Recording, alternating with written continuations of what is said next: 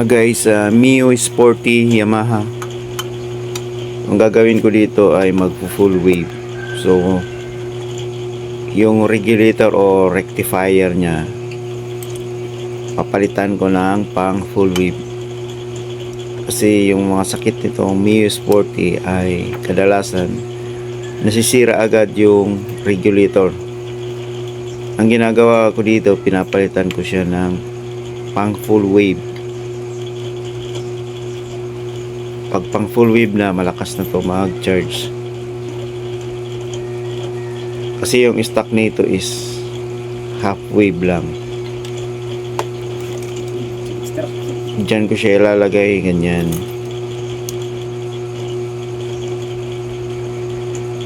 Tapos putulin yung, tanggalin yung sakit, putulin yung mga wires.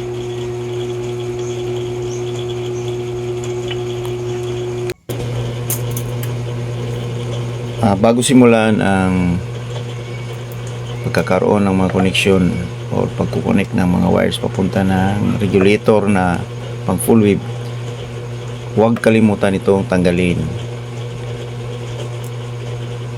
yung wire na red wire, kahit yung red wire lang na papunta doon sa battery,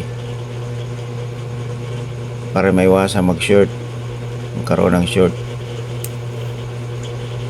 dito sa wire na red wire na papunta ng regulator.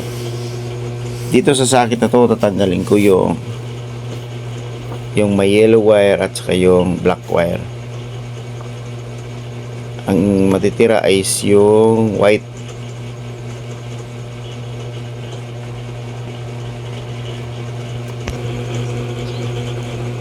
Dito sa wire na white wire na galing sa dating sakit na regulator, ikabit natin yung pink wire na galing sa bagong regulator.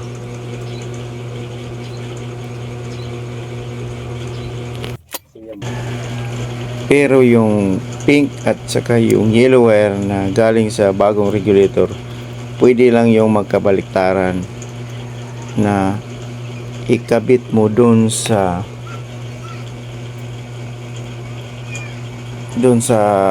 yung white wire ng dating sakit ng regulator.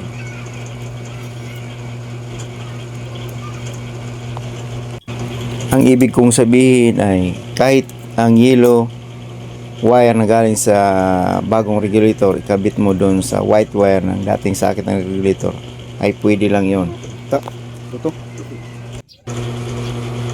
So ulitin ko yung sakit dito, tinatanggal ko yung wire, yung black wire at saka yung may yellow wire na galing sa stator. Tapos ang titira ko dito ay yung white wire na lang, tapos balik kabit yung sakit.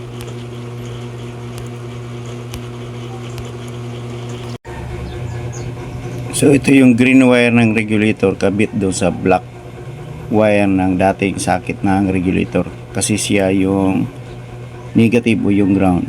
Yung black wire dyan sa sakit ng dating regulator, siya yung ground. Tapos yung green na galing doon sa bagong regulator.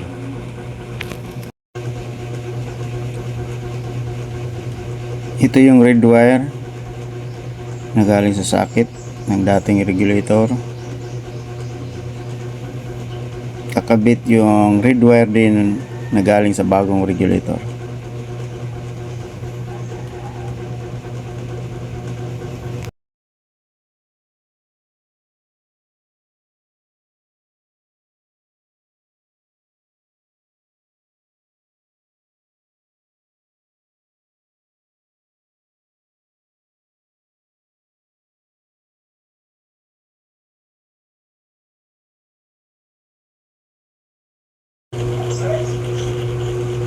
Next,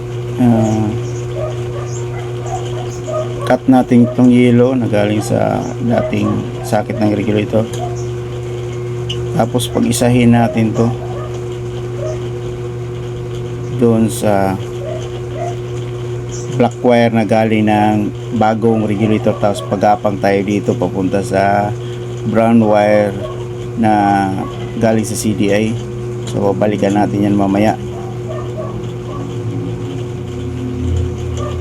Tipan muna natin to, baka makalimutan itong yellow wire na tinanggal natin na galing sa stator coil, baka magkaroon ng short.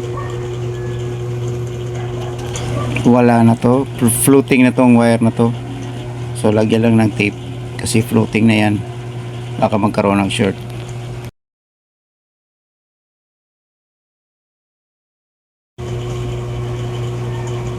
Next, itong black wire na galing sa pinagtanggalan natin sa socket, na galing sa stator coil, pagapang papunta dun sa yellow wire na galing sa bagong regulator.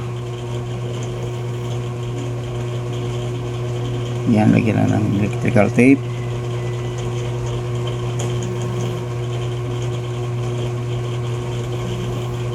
Tapos pagapang natin yan dito, lagay lang na maayos yung wire.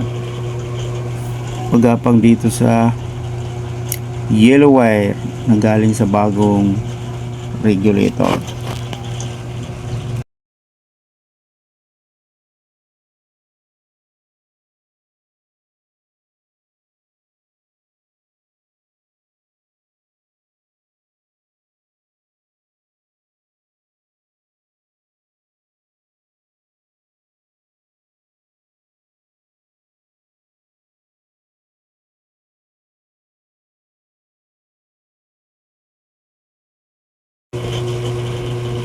Yan, balikan na natin yung kanina, yung yellow wire na pinutol natin galing doon sa dating socket ng regulator.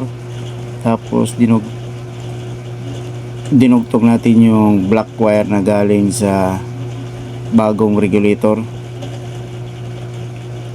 So ayan siya.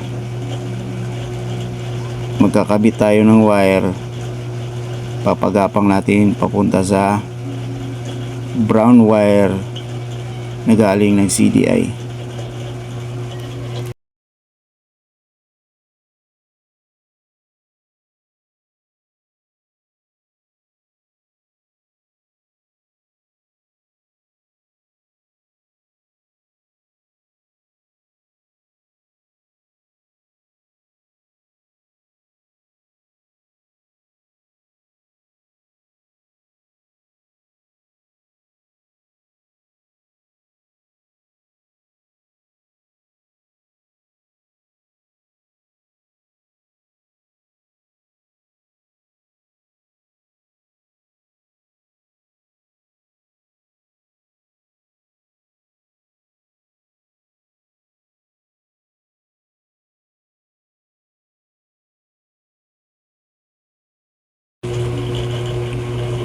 Lagyan lang ng cable tie para mas maayos, mas maganda tingnan, mas malinis.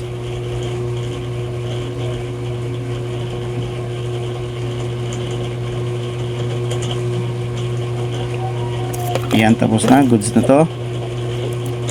Babalik na natin yung tinanggal natin na red wire, tapos subukan ng i-test para sigurado. Wag nating kalimutan i-test, wag lang yung basta nagkabit ka lang pero wala kang ginawang test. So para sigurado, gumawa tayo ng test kung nagcha-charge ba o hindi ba nag-overcharge yung pagkagawa.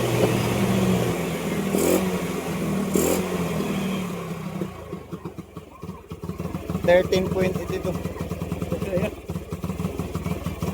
No load voltage. Oo.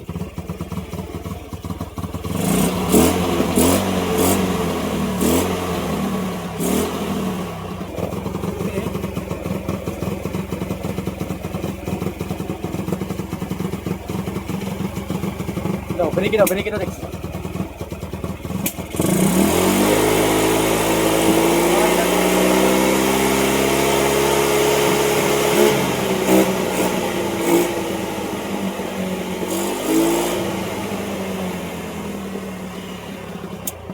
Brum brum. Kita ka? Oo.